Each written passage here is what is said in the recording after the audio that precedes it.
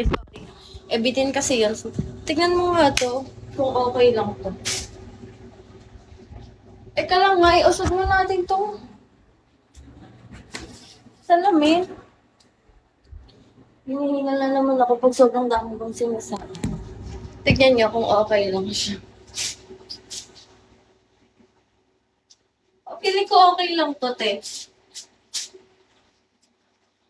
Ganyan siya, oh. Kita mo ba? Tapos, bumili rin ako ng bubuksan natin. Ano lang to, okay lang to. Ang hirap na makapili ng size ko, di ba? So, may gusto akong buksan. Sando lang. Bira ako magsando sa labas kasi meron nga akong mga kati-kati dyan, ah. Pasaway kasi ako. Eto, bubuksan natin to. Binili ko to.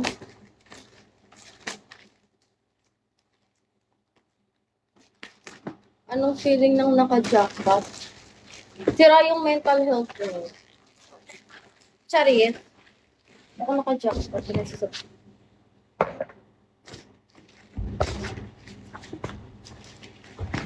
Hello? Are you into me? Like I'm into you. Do you wanna do the things I wanna do to you?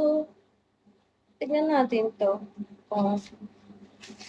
Kasya ba to sa akin? Tangay na.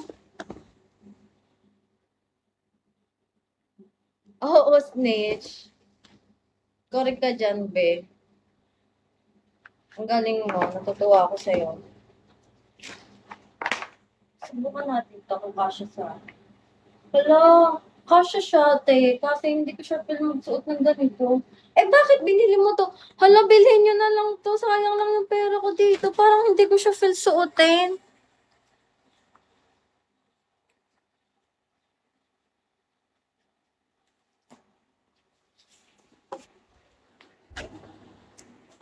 Tangina, para na akong tao dito. Tama ba to? Tama ba tong ginagawa ko sa buhay ko?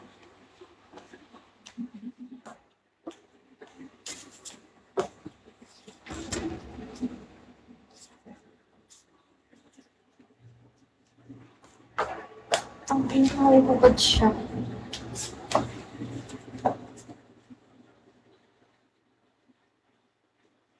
Okay na, nasukat na natin siya. Ala, hindi ko gusto yung pantalon. Gusto ko yung medyo mahaba. Ano kayang size nito? Para alam ko na sa susunod yung bibilhin ko. Pero ko ibigay ko na lang to. Ito siya, oh. Yung, ano ba to? Mirror? Flip. Thank you. Ayan na. Makikita niya ba? Yan, ganyan siya. Yun lang. Hindi ko ito napipil. Siguro na-overwhelmed lang ako. Okay na yan. Well, ba, thank you, Snitch. Eh, pero yun, parang nasatisfied na ako. Satisfy ako dito. Pero feeling ko, ipapamigay ko na lang tong pants na to kasi hindi ko siya feel. Kasi para siyang masyadong ma-exe. Gusto ko na yung mahaba. Pero maganda naman siya kasi parang nai-exean ako. Siguro sumobra ako sa exe. Kasi nga, binili ko lang to kasi parang bihira nga makahanap ng ng maliit na size para sa akin. Tignan natin anong size to.